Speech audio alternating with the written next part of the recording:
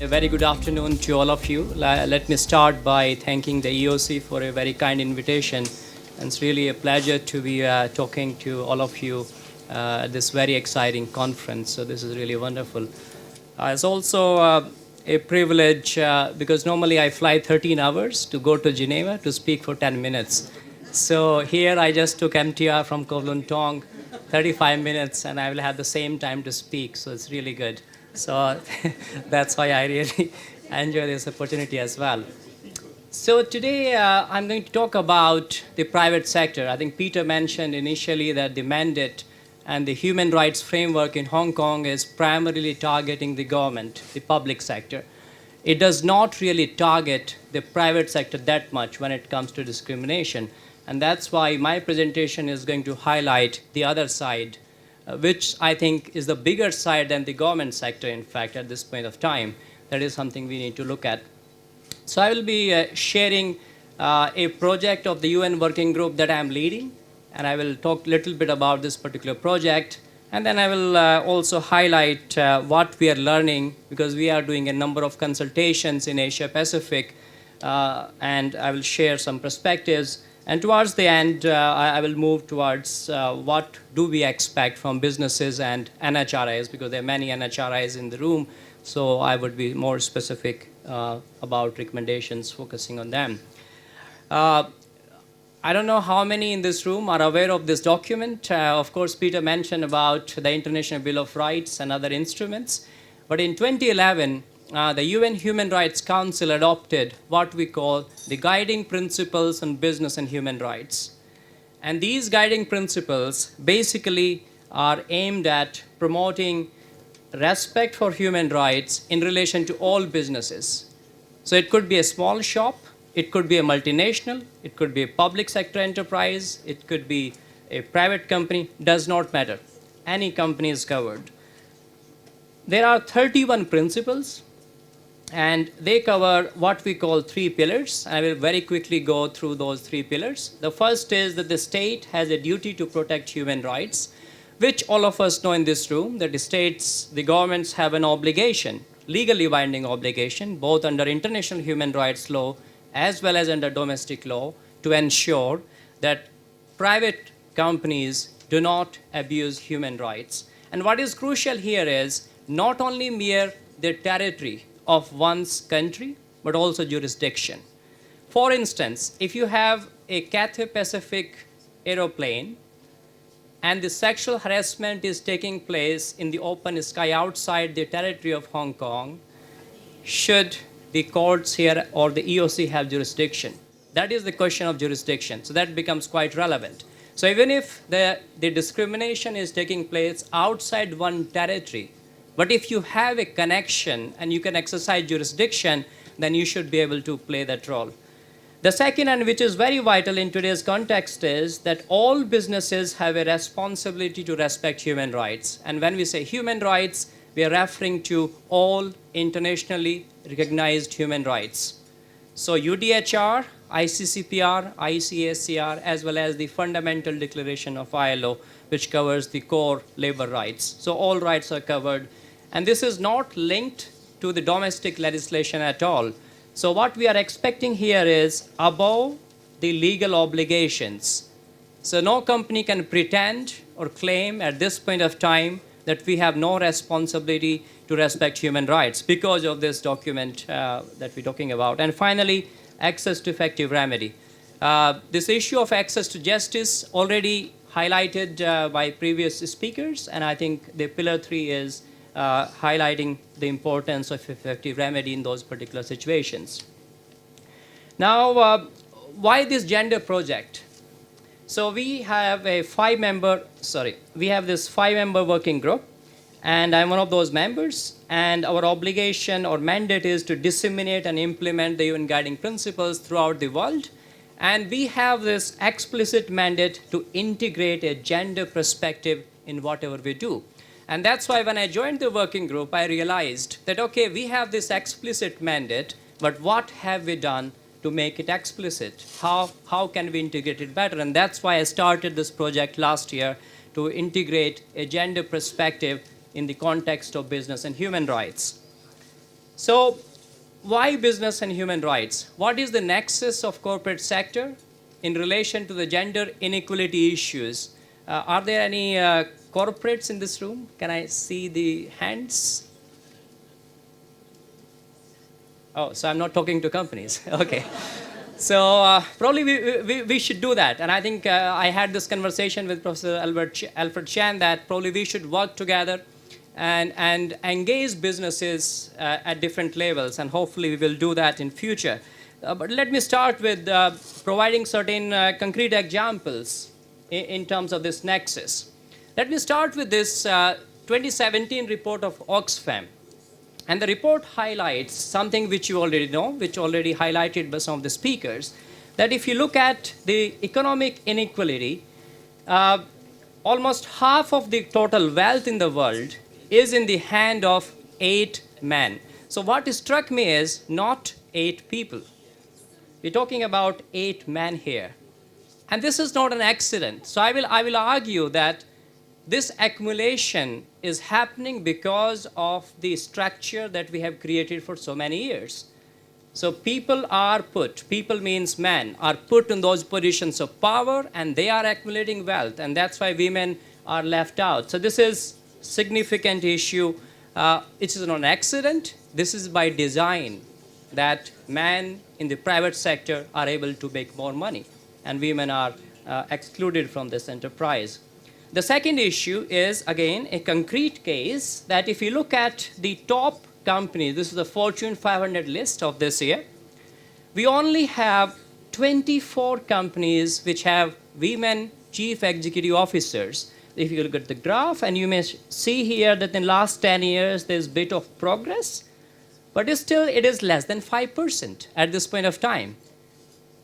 If you look at the directors, and the community business was already referred, but if you look at the data, World Economic Forum, OECD, ILO, if you look at the data, all over the world, almost everywhere, women are not part of the top of the pyramid. Women are at the bottom of the pyramid. So this is a second example that I would like to give, that even if the women are there, they're able to work, they are not able to enjoy that. Often we talk about the private sector's role, which is very positive in opening up the opportunities for women. And I would agree with that these women are enjoying a tremendous amount of opportunities because of the private sector. But are the jobs on the fair terms, on equal terms? Are women really benefiting as they should have been?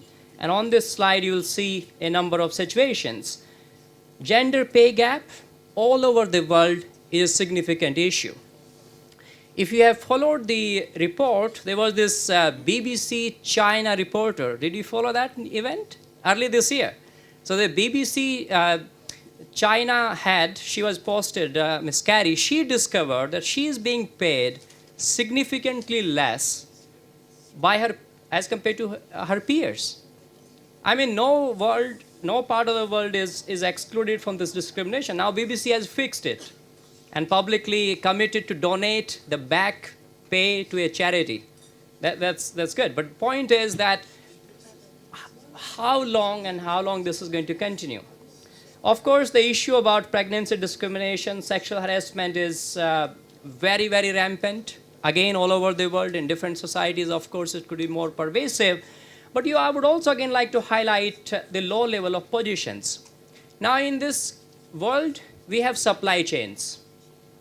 Now who are the people working in certain sectors in those supply chains? If you look at any big multinational company, the women are there in the factories, but who are the managers? Managers are likely to be men. So 70%, 80%, 90% of the workers in factories are women. But the managers are men. And that's why the level of jobs that women are getting is again at the bottom of the pyramid, and that continues this exploitation. And because they are not in the positions of power, when you try to make a complaint about sexual harassment, these are the men dealing with those complaints who may not be sensitive to the women issues. And that's why this is a double discrimination that happens. I hope all of you have heard of this term, modern slavery. There's nothing modern about it, but I don't know why we call it modern slavery, but that's what the concept is. Now, there's a lot of focus and debate, including in Hong Kong, that should we have a anti-slavery law in Hong Kong. There's some discussion going on. If you look at the debate, it is missing the gender dimension. More than 70% of the estimated number of people who are under slavery are women and girls, and that's why that is the issue. My last example is this, which we do not talk about, and so far no one has mentioned it. If you look at the advertisement industry all over the world, they are creating an stereotype image of women, and they are putting significant pressure on women. What is the idea of beauty?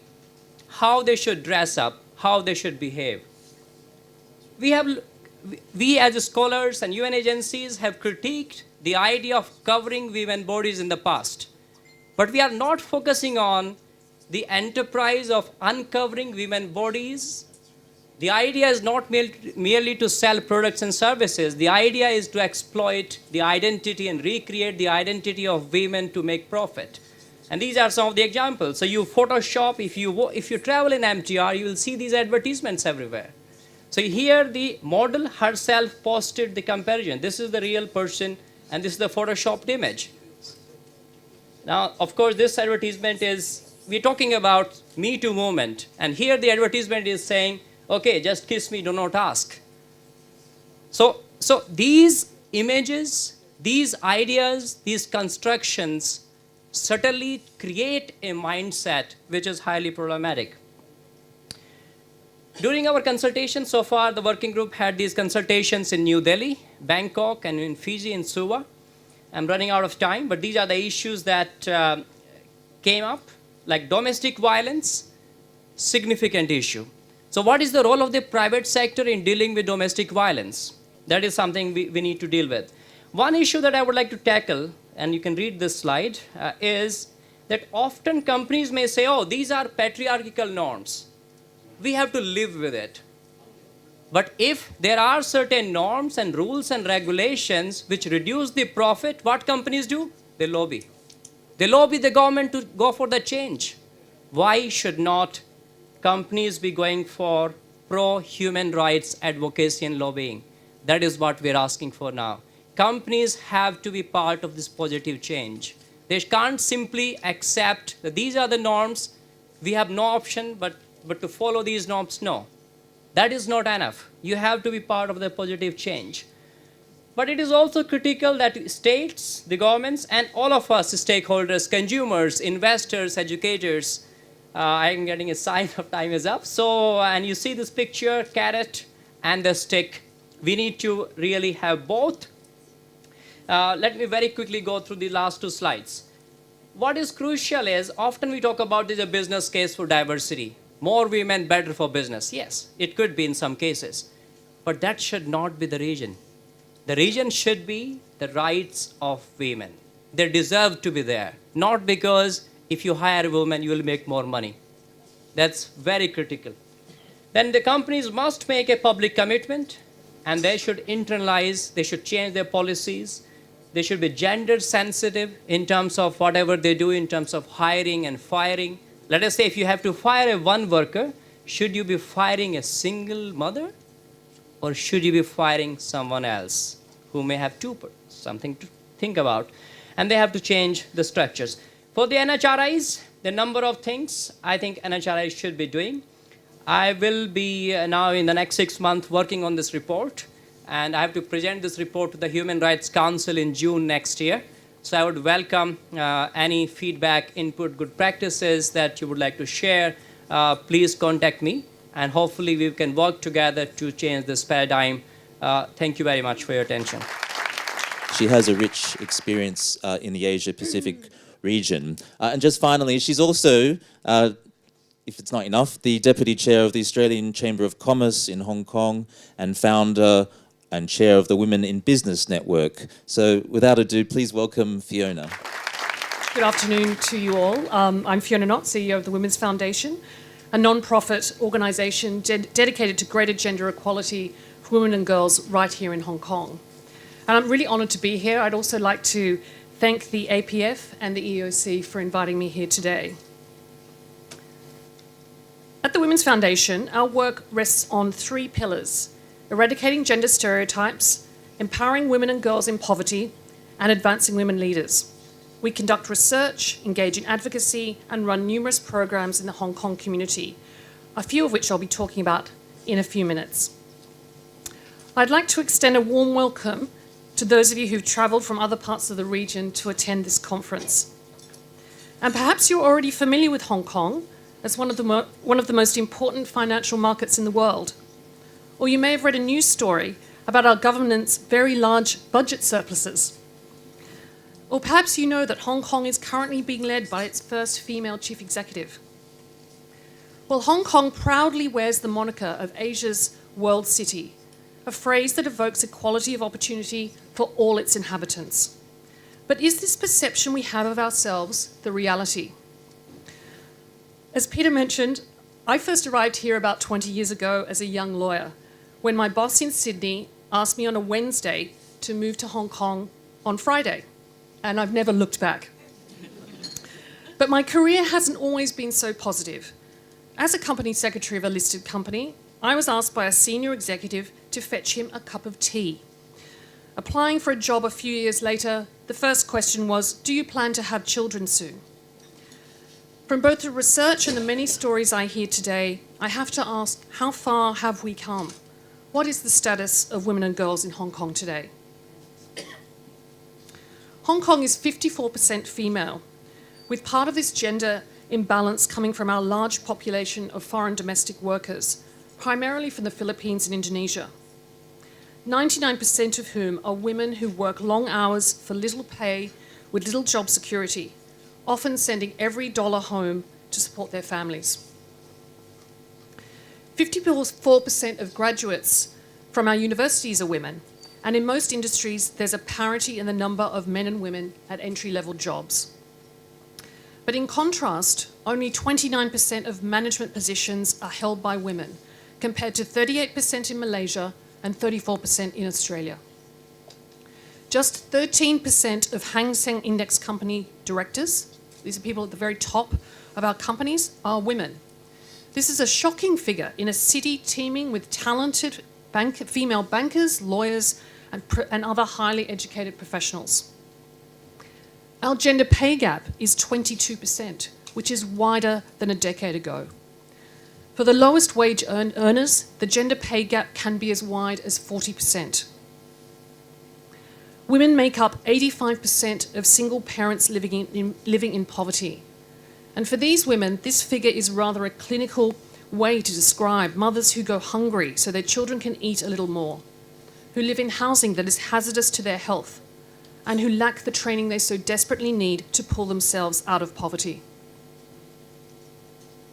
No doubt many of you from around the region are struggling with similar or even more challenging issues. And while I can't pretend that the answers are easy, I'd like to share with you some of the interventions and ideas of the Women's Foundation in the hope that you will find it useful for your own work. For more information, you can check out our website at twfhk.org, including our submission to the Hong Kong public consultation on the current CEDAW review. One of our major concerns at the Women's Foundation is the fact that gender stereotypes limit young women's ambitions and block their entry to the jobs of the future. Research conducted by us earlier this year found that despite boys and girls in Hong Kong performing equally well in STEM subjects, that is science, technology, engineering and maths, boys are 4 times more likely to pursue a STEM-related degree and career. And heartbreakingly, girls internalise negative messages about their abilities. As one girl shared with us in our research, "I don't have math sense. Boys are really smarter.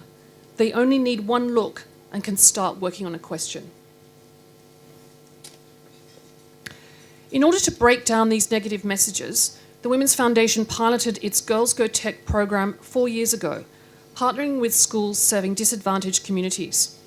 The program combines hands-on learning with a curriculum tailored to 11 to 12-year-old girls, in which the girls create their own inventions using microbit technology so they can see that technology is relevant to their own interests.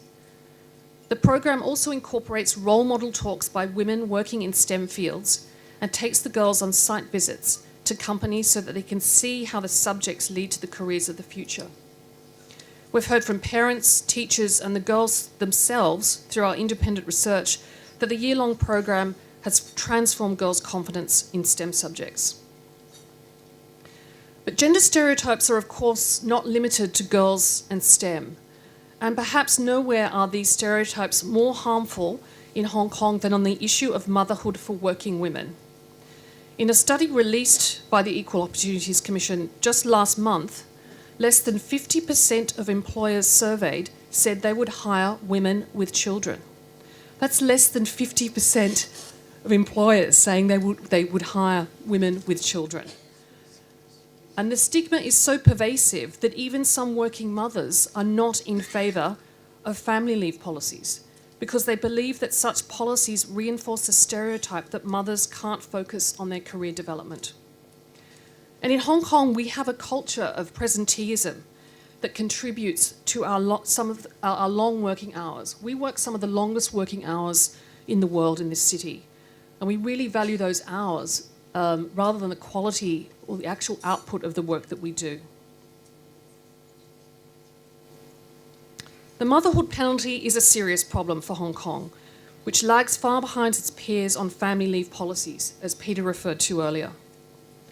Hong Kong requires a paltry 10 weeks of maternity leave at 4/5 pay, which has remained unchanged for the past 22 years.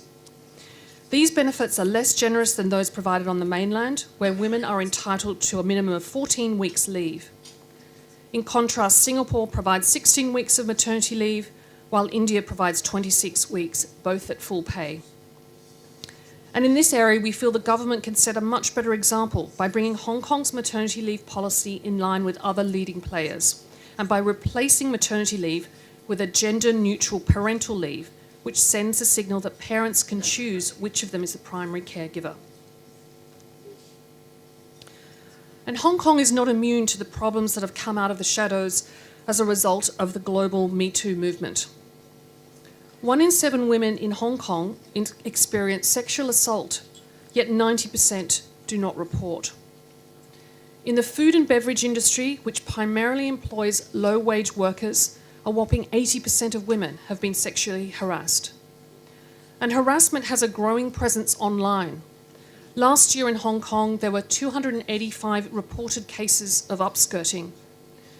The introduction of technology like smartphones and encrypted apps have made it easier to share explicit photos and videos of women and underage girls without their knowledge or consent.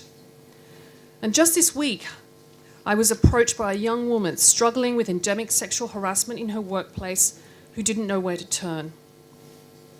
And none of these issues are aided by pervasive gender stereotypes, which we saw in some of it, which we saw in the last presentation, on our billboards, in our magazines, and online, that continue to give a strong message that women's primary role is to be pleasing to men. Our city's laws and regulations on sexual harassment and assault are woefully out of date, and many are much too vague. Well, we need to do many things here, including continuing to challenge gender stereotypes and raise awareness. But at a bare minimum, we must amend our civil and criminal laws to update the definition of consent and provide legal protection from sexual harassment for interns, tenants, employees being harassed by customers, and many other categories that go unprotected under our current law.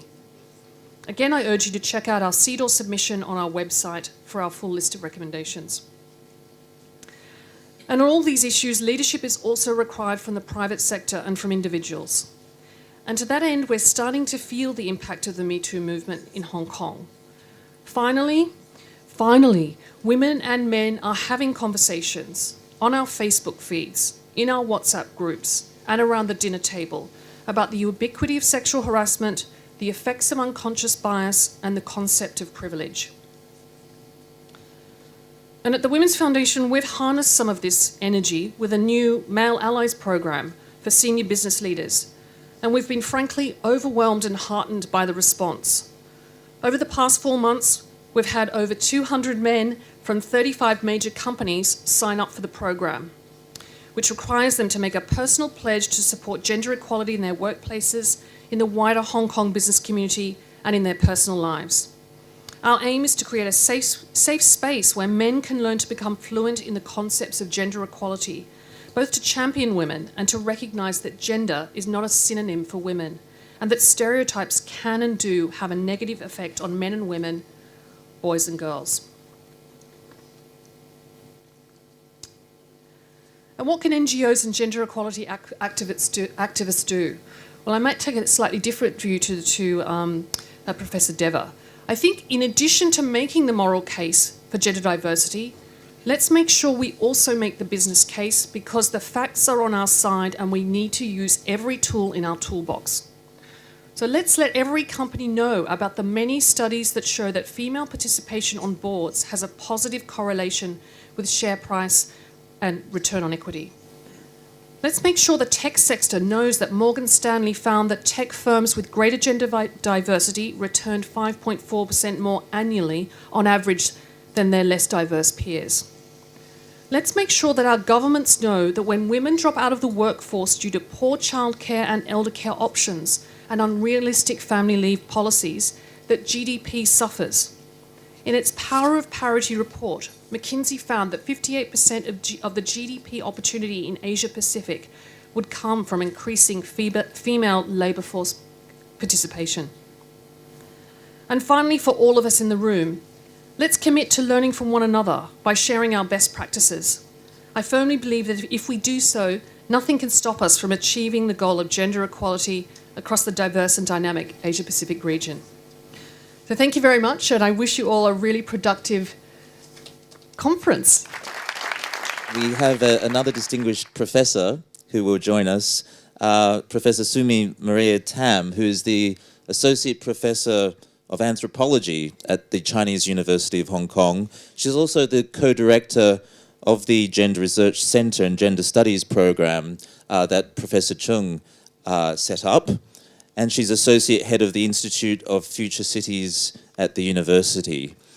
She's a cultural anthropologist, and her interests include cultural identity, especially in gender and ethnic relations.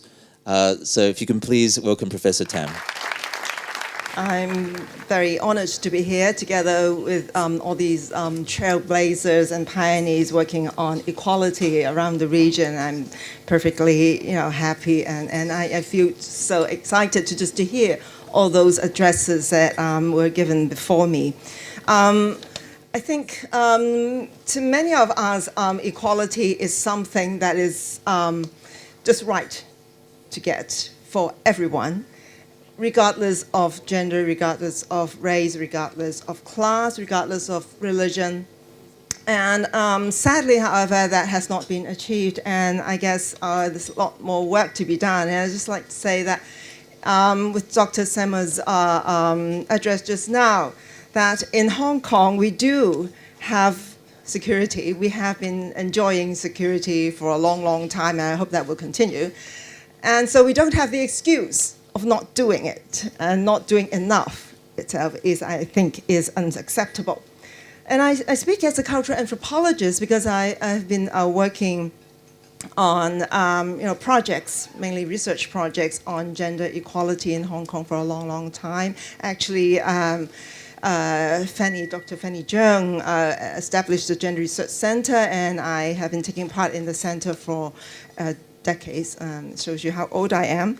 And I think it is important to note, however, that all the observations that I have so far, teaching courses like gender and culture at the Chinese University or gender in Asia and things like that, I think we have actually gone backwards, sad to say.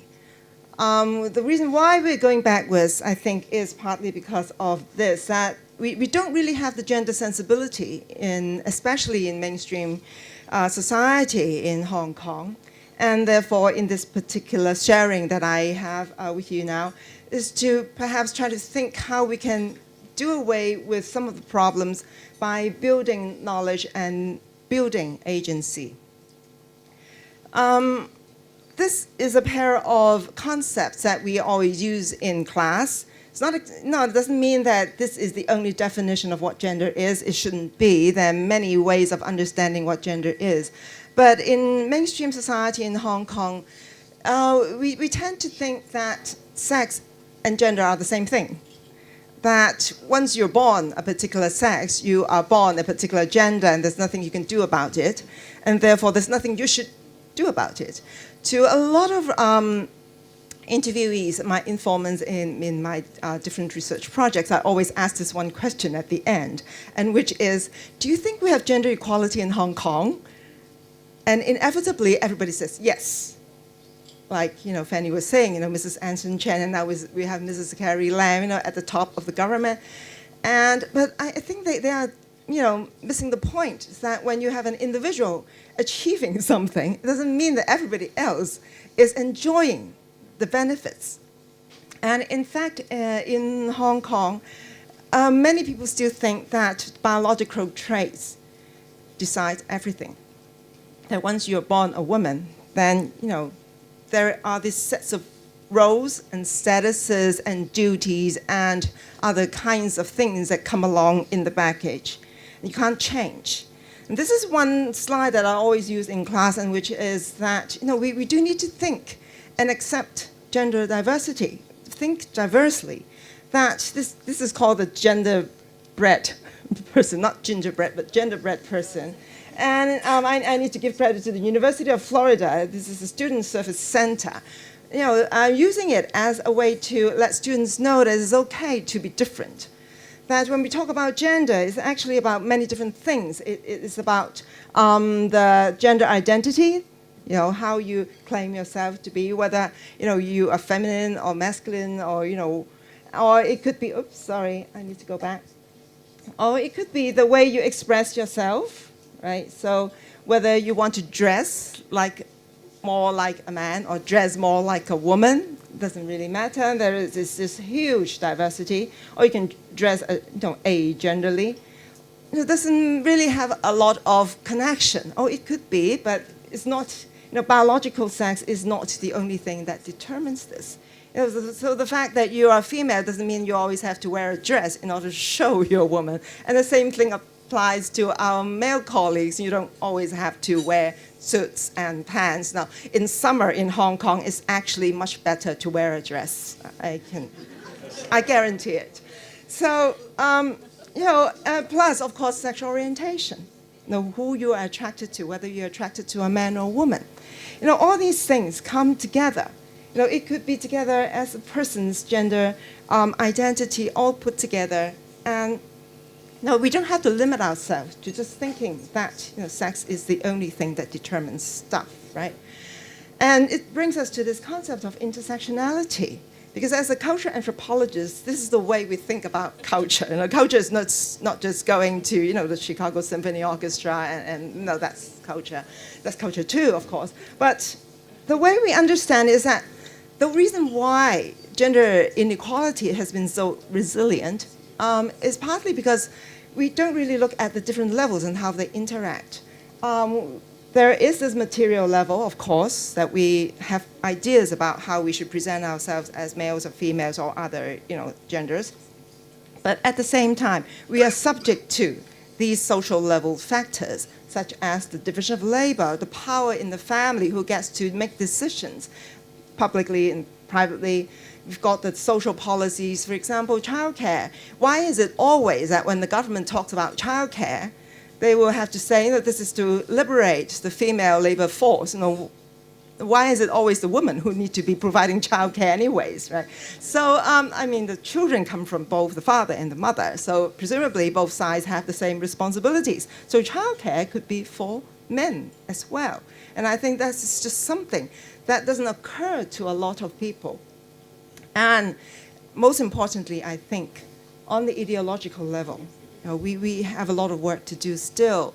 A lot of times when we do research, we look at the problems that our women are suffering and men are suffering sometimes too, because of things such as their religious teachings, the moral values that they get from their families, from the community, the social boundaries and the discourses on citizenship. A lot of these have to do with gender. Now, though many times we say that, well, maybe citizenship is, doesn't have much connection with gender, I think that is not true.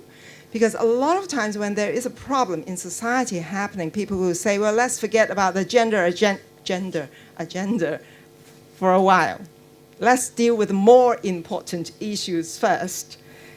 Right? But then if we understand that gender really is part of that problem, then we shouldn't really be brushing aside the gender problems and the issues in order to handle the more so-called more important issues. Okay.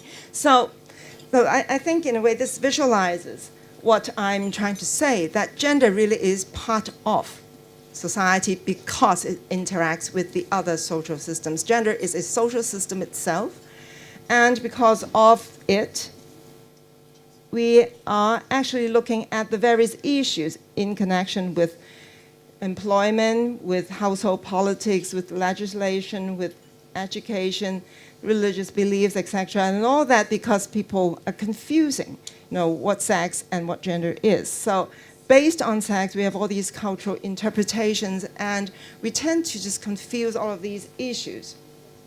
And I just want to give you a few examples. In Hong Kong, we do this a lot when,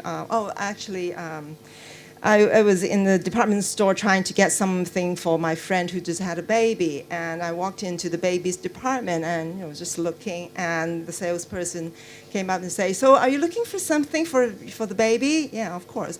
Is it a boy or a girl? Well, that's inevitably, all the time, that's the first question I get. And I would go, my feminist self comes out and say, it doesn't really matter whether it's a boy or a girl. I'm just looking for something for a baby. And the baby doesn't mind, I'm sure, whether it's wearing pink or blue. I'm very sure. But we do this, pink for baby girls, blue for baby boys, and they grow up with it. All these toys that are pink belong to girls, and all these belong to boys.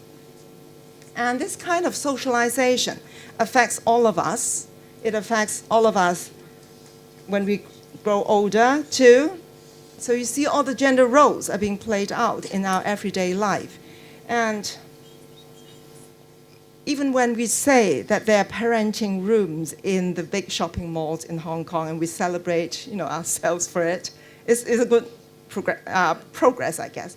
But then why is it like this? Why is it the mother who's taking care of the baby all the time? Now, of course, we know that there are some, multi-sex parenting rooms, but inevitably, when you go in and do a bit of field work, as we usually do as anthropologists, inevitably you find most of them being women. And this continues with education. It continues with employment, so much so that we have this huge gap, as Fiona was talking about. We have problems or this gap between the genders on public participation, and most of us know that when you're talking about lower level civil servants, you have more women, but then as you go up, it's going to decrease. Legislative council members, 15.7%, when we have 54% women in Hong Kong in the general population. And then we have got members in the executive council, 20.7%, and they make policies for us. Right, so I'm not saying that as long as you're a woman, it solves the problem, because a lot of women actually are psychologically. They internalize their gender roles so much that they feel that it is just correct to do this. Half of the married women in Hong Kong do not get a paid job. Half. So how much are we losing in terms of human resources? Right? So why are they giving up their jobs? A lot of times I was just told that, well, the women themselves quit the jobs. They don't want the job because they want to go home and take care of the baby. Now, if you ask them, they would say, yeah, I don't want to keep that job even when I'm a doctor, when I'm a lawyer, I choose to go home. Because I feel so guilty, because when I develop a career, I would feel that I am shortchanging my children. But then at the same time, when they have to do full-time housework, they feel underappreciated. What about the men? If you switch roles and you ask them, If they stay home, they feel ashamed. And when they have a career, they feel themselves successful. So why are men and women so different in that sense? And I think this particular picture tells a lot, that when women are having a job and having the domestic responsibilities at the same time, they have such a big double burden on themselves that it's really difficult. And it gets reproduced. These ideas not just internalized by individuals, they get reproduced over the generations. Look at popular culture. Women are supposed to be, really, really skinny. I don't understand why we have to be that skinny. And I don't even think this is sustainable. But at the same time, why do we want women to be so skinny? It's because they're supposed to be protected. They're supposed to be weak, right? They're supposed to be protected by whom? By, I guess, very strong men, very courageous ones. They can do everything, and their job is to frighten, to control, and very sadly, we don't see that, in our everyday life very much, but we see this.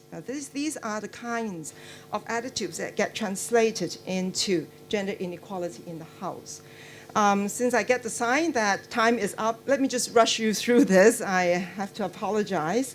I always do this, I run out of time. But I just want to say that intersectionality is something very important. Professor Fanny Zheng talked about it, Professor David talked about it, and I think Fiona also mentioned that when you have an inequality, it's not just because of your gender, it's also because of your ethnicity, it's also because of your age, it's also because of many things. But I would propose to understand it one step further, which is that it is a process that we are minoritized. We aren't born to be a minority.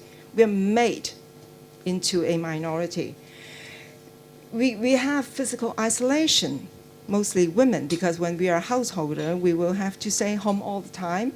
We have education and job segregation, and we have a lack of healthcare. We don't know where to get these information. We don't have access to lifestyle and public participation, and we constantly have all these cultural misunderstandings and social stereotyping affecting us. And it happens especially among the ethnic minorities. In the past few years, I've been working with the South Asian communities in Hong Kong, and I thought, as a South Asian, as a woman, when you have children, you don't have education, you don't get a job, you're probably going to get the worst of it. And ethnic minority women also suffer from double marginalization because of so-called traditions like arranged marriage system, and it interrupts their education, it interrupts their career. When you have a patrilocal residence, sorry about these anthropological terms, a patrilocal residence simply means that you move to live with your husband and his father, so patri, the father, and local, the residence. So when you are yanked out of your original social network, you live in a different network. That's compulsory migration, and you see bloodlines are very important, so the patrilineal descent. And along with this, the male-centered values. And so religion is often used as an excuse or justification for mistreatment, and is almost accepted as destiny for women. And I think all of this also compounded by the fact that a lot of times migrant communities live in very close-knit communities. You can't really get away from it. It's very difficult to survive once you are out of your own community. And hence I bring this concept up, and which is to say that everybody has agency. It's just that a lot of times our social and public policies do not think that people have agency, that they have the capability to make changes. They have the capability to choose alternatives.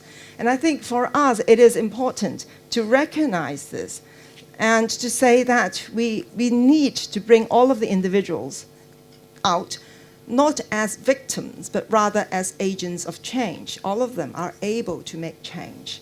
And society's job is to provide a platform or the environment so that there are alternatives to be chosen in the first place. And I think this is very important, so that they could make an informed choice.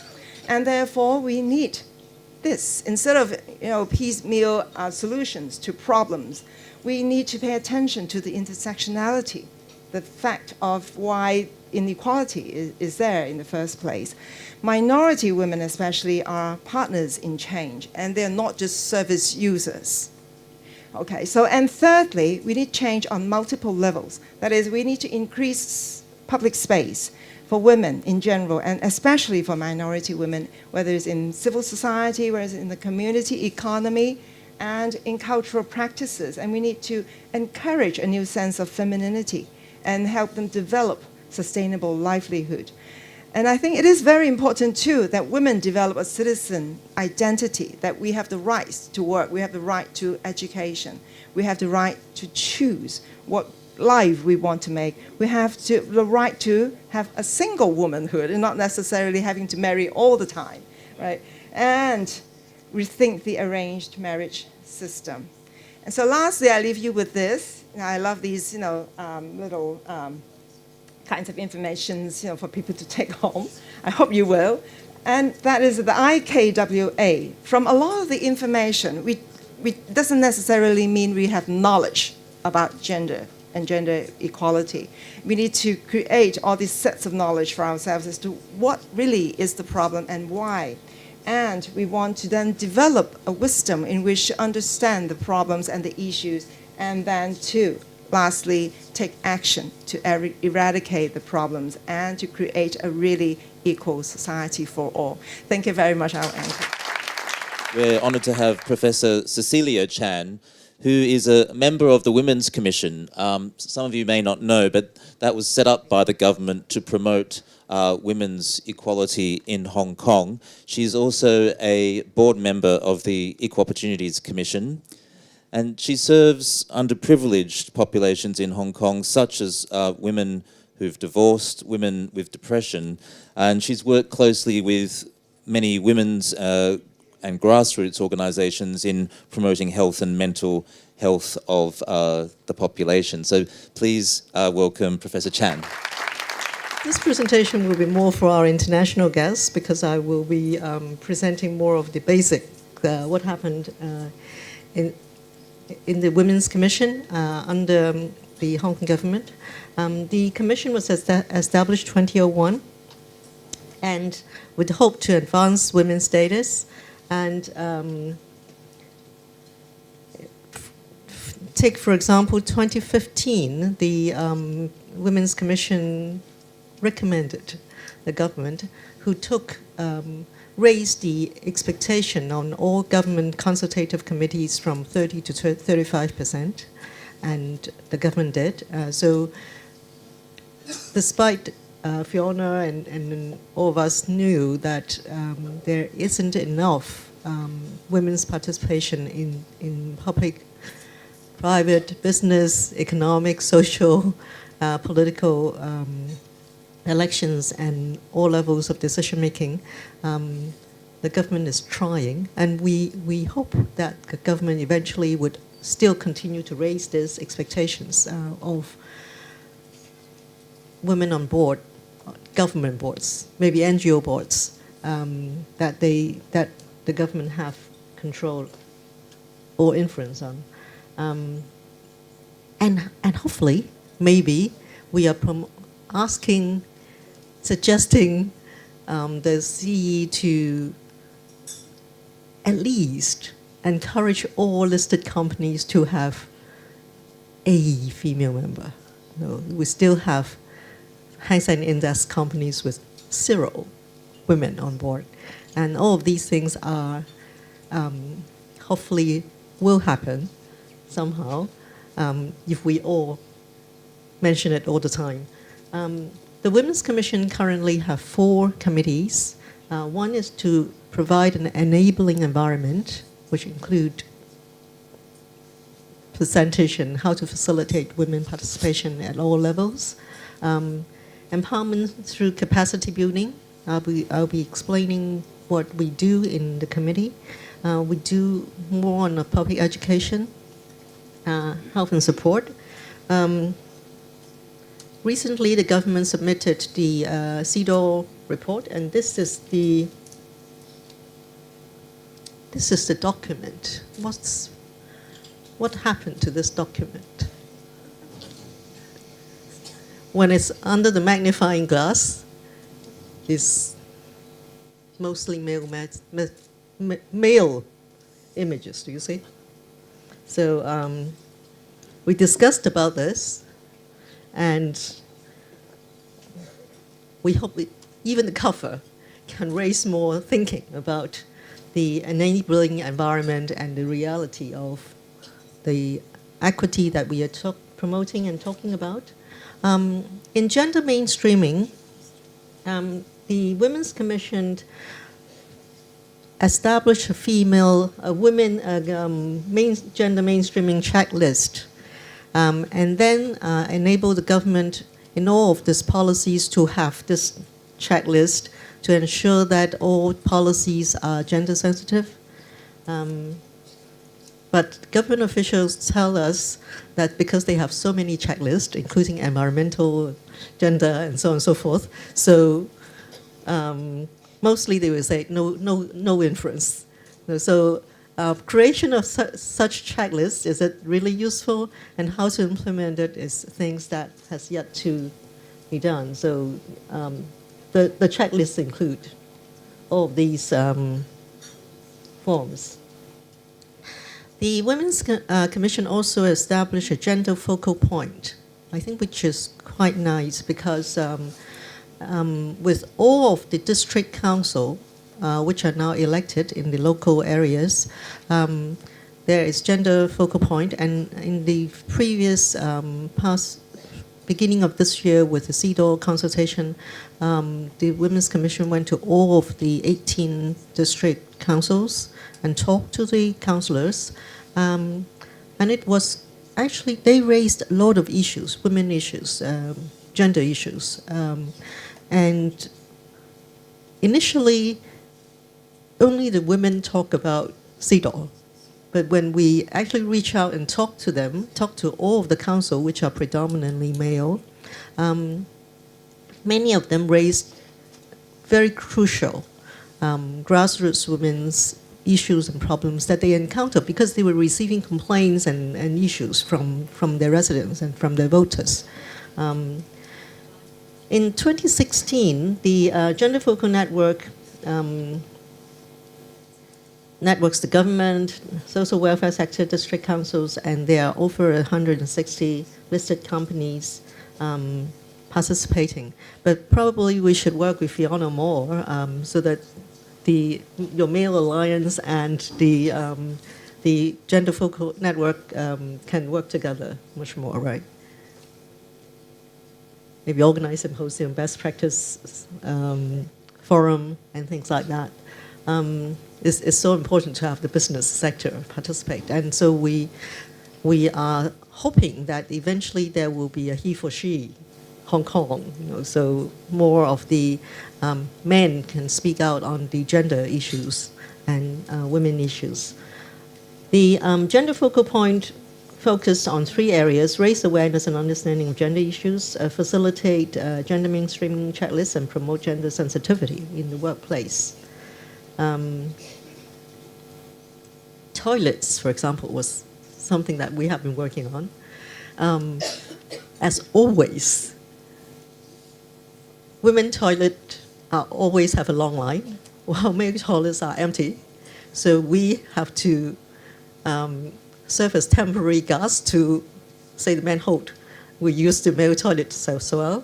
So in the planning, why don't we use gender-neutral toilets so that the population can be more flexible? When it comes to education, Fanny and quite a number of us have been, previous presenters have talked about that. Now we have 72% in 2006 and 79% in 2017 receiving secondary school education. Hopefully, eventually, more and more of them would be able to complete secondary education, and post-secondary education by far about 30% until 2017. But currently in the Hong Kong situation, there are more women in universities than males. In our university grant supported universities, what happened to the male students? They either, more of them go to the sub-degree in proportion, but actually quite a number of the male students who cannot afford going to local universities goes overseas. Those figures are not here. But if you look at postgraduate level, research postgraduate especially, is still quite biased against the norm that it's dominated by female. When it goes to higher education, it's different. In terms of academic category, even medicine, there are more women in medicine, but then there is an expectation that there will be severe wastage in medicine because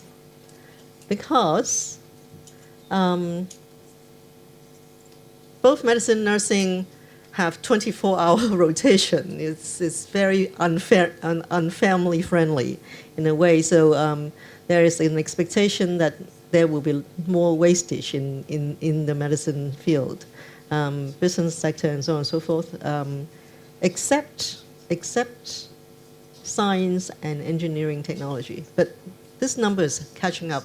In fact, in my days, which was dinosaur time, I have a classmate who went into engineering. There were 120 students in that class, and she is the only female student. So with 30%, it's much better now. Rising workforce in the workplace, rise of workforce. Female participation have risen from 45% in '96 to 50%. Professional fields, yes, also. Public accountants and lawyers. Managerial positions raised also, but still in the minority. Labor participation rate, female participation rate is in general much lower. You can see that compared to 2002, that's only 2.5% increase.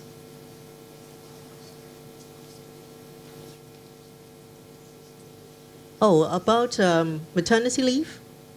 The government, because of the criticism, the CEDAW open criticism and recommendation that Hong Kong is far below the ILO recommendation of 14 weeks. So the Hong Kong government is going to do something about it to increase from 10 to 14 weeks. But the employer organizations were opposing it so strongly that there is such a possibility that the government will be paying in those 4 weeks. And I hope more of the organizations would be able to provide full pay for longer. And actually, it is, especially for the professional women, I think it's important for women to be given no pay options for a year or 18 months. It will be easier for them to return to the workforce.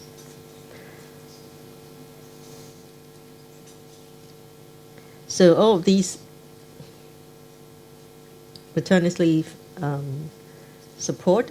The Women's Commission also, actually the government sponsored this CBMP program, capacity building program, and which organized a lot of programs for, it's a non-credit bearing, non-degree education and empowerment for women, especially the grassroots levels, funding NGOs and open university for these type of schemes. But finally, the challenge. There are still a lot of issues not being recognized. For example, more children are lost in abortion and miscarriage than the actual number of born children.